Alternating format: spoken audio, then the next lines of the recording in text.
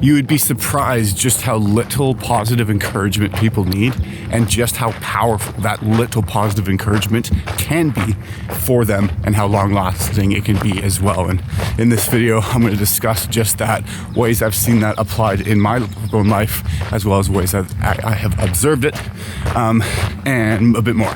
Now, if we've never met before, hi, my name is Duncan Alderdice, and in this series, I make short videos in the morning as I take a walk and talk through the thoughts I'm having as I try to put my life back together. Again, if I saw you yesterday, welcome back. Now, first example we're going to take is a pattern that I have observed. And this comes from a story that there's a TED Talk about it, but the story is of a school known as the Strawberry Mansion High School, and there was a principal who came in named Linda Cliatt-Wayman. Now, this school was in a part of America that was a bit poorer, or like much poorer, that there was really low test scores, and it kind of had developed this reputation of not being a good school to go to, or whatever.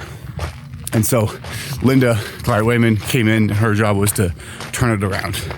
And she instituted a lot of different sort of changes, but one of the hallmark of or signature move that she had is at the end of morning announcements, she would and the sign off with this sort of sign off saying, "If no one's told you they love you today, just know that I do, and I always will."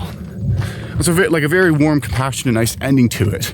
And she said, and it came out, that there are students who would still write to her long after they had graduated, and ending their messages with an "I love you" or that same sort of message, and that really, really spoke to them. Now, long story short of that school is lots of the changes that she implemented then not only got their test scores and success up to par, but became one of the top ranking schools in the district or something like that. And again, I think the takeaway for that message, that particular story, was along the lines of, whatever story you impose onto other people will influence and affect the way that they behave. And so in this case, a positive story and the one of support allowed those people to unlock the potential within themselves, other than just going through living through that same negative destiny. So that's a thought. Another one would have been from real life, and this is a bit of a shorter one, and this is more, I remember seeing a video of Jordan Peterson talking, and he's discussing how his interactions with real life people go. Because online he's got a bunch of controversy or whatever, but then in person he says everywhere I go, people are just thrilled, so happy to see me. They'll stop what they're doing and then tell me how his work has affected them. And sometimes it makes him emotional, but he will go,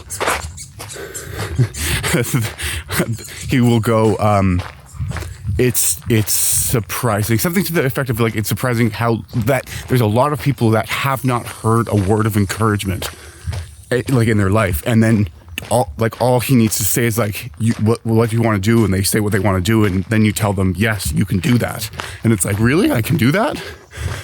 He goes on this big sort of rant or whatever, but again, the same point of just a little bit seems to have a really strong impact. Now, two examples from my life, and this one is when I was at university.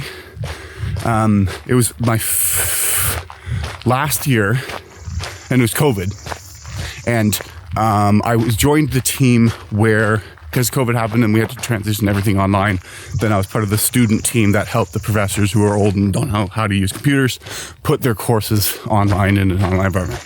All that cool fun stuff. Setting. Now, one of the particular tasks I had was to help set up the Moodle page. Moodle is just the website that we had all the coursework on it. But I and there's two other people, developed sort of a tutorial sort of thing. Now, the two other people on the team, they both wrote a bunch of shit on how to use the page. And I went, okay, well, I think what we should do is we should add a video at this beginning that's really short, just kind of explains what's going on. And that's what I did. It was 90 seconds long, student success support video, super energetic. I watch it back now and I look like a fucking kid. Because I was. But in that, I'm kind of doing a bunch of different sort of things about explaining what's on the page. At one point, I'm like, hey, welcome to school. You made a good choice. But I ended off by saying, just because it came to me and I felt like saying it, which is just like I said, like, believe in yourself because you're much more capable of doing great things than you give yourself credit.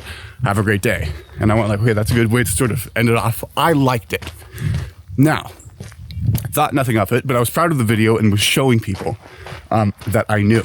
And I remember there was this one guy, his name was Mitch, and I hadn't met him before when I showed the video because there are other people in the room that I actually did know.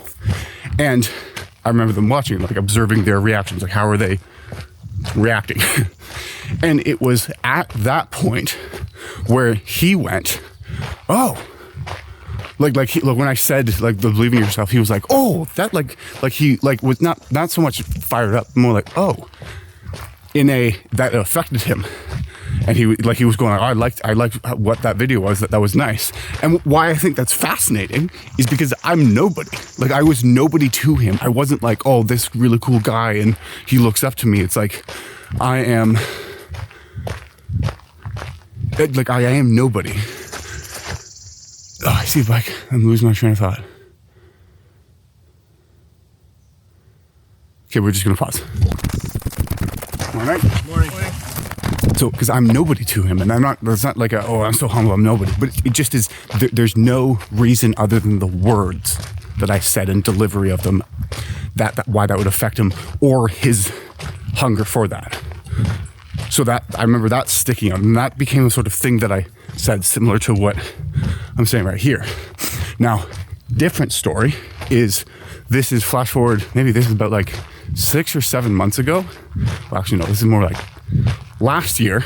At one point, I was in Montreal, went out on a solo adventure night, and I remember getting out at the Peel metro station and walking and going like, okay, we're just gonna walk around and explore. And I came across, there's a group of 4 guys, and they're the fucking young boys. And they were just kind of discussing where they're trying to go. Like they're trying to find bars. I was going like, where are you guys trying to go? And they're like, well, where are the bars? And we'll go like, all right, I'll show you. And I walked with them. And we ended up on Rue Crescent. And I remember we were outside of Warehouse.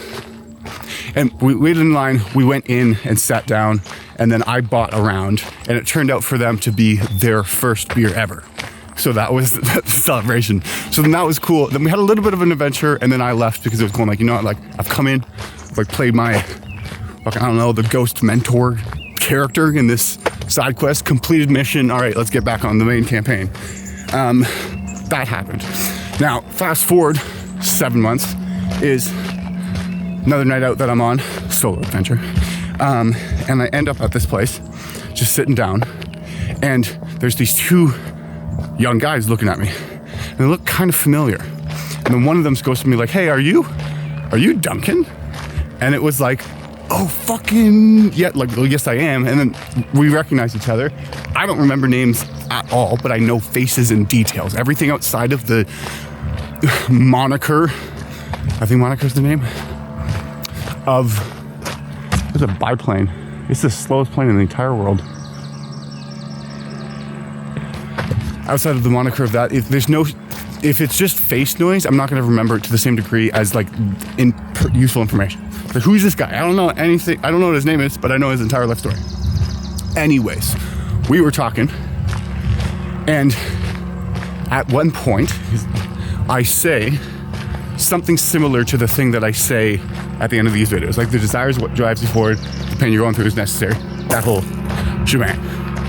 It's loud and it's the quietest. It's the loud and it's the quietest thing ever. No, it's loud and it's the slowest thing ever. The thing I'm saying is, when I said the lean in, aim up, and move forward, that part, which is the thing that at that time that I had written that, I thought that was just kind of a thing that I said. I was going like, does anyone actually listen? But that was the part where their eyes lit up. But not only that, is they then asked like, wait, they asked me, wait, what was that again? Asked me to repeat it. What does that tell you? Well, it tells you that they were listening. And whatever the words I was saying, whatever person I was, impression I made on them, that had some sort of impact in a positive way, which feels strange because it's like, okay, well, like, again, I'm not that important yet. What it tells me is either the delivery is great or the fact that they really needed to hear it, or were looking to hear that. So we're going to wrap up here with the last thing that kind of was the inspiration of the video, of just how little encouragement people need and how powerful it can be for them, is yesterday and the past few days, been editing videos and looking at stuff, and there's a lot, like the ones that are most recently published have like 0 views. Like maybe there's 1. And it's tough because it's like, fuck, man, like this, I think that this should be working. What am I doing wrong? I think I'm improving, but I don't know. And yeah. And the most recent video that published was one where I talk about just this sort of thing of like the first video got like 200, but nothing past has gotten more than 8. And I mean, it was midnight when I saw the notification on my phone, midnight and 8 minutes. And there's a comment that I got from someone. And that comment just said, start, continue, period. That comment's from Mark Maynard, who is my sales manager, but used to be my sales manager, but now is an account executive, but actually moved to a company that I no longer work at and he no longer works at. Also, he's a good friend. But so he comments that, and that was like oh yes, right. And it was such a little thing. I like replied back on it with the saluting smiley face emoji, but it was just a little, just that little blip that I'm going like, okay, no, fucking right, yeah, push through. Like at least one person's watching.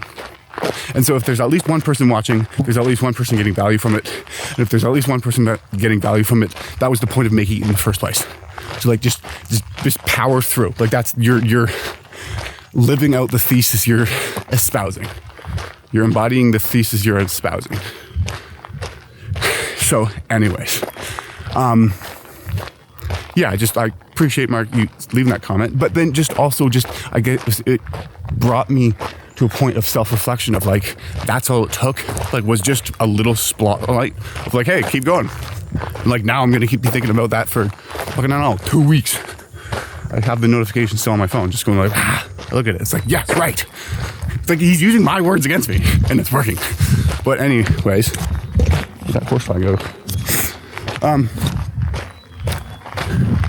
We're gonna wait for this truck behind us to pass, and then we're gonna wrap up today's video. So I appreciate you watching to the end. And I know you know this already, but I'll say it again, is that desire is what drives you forward. The pain you're going through is necessary. That is why you need to believe in yourself, because you're more capable of doing great things than you give yourself credit. Lean in, aim up, and move forward. Yes, you can. Yes, you will.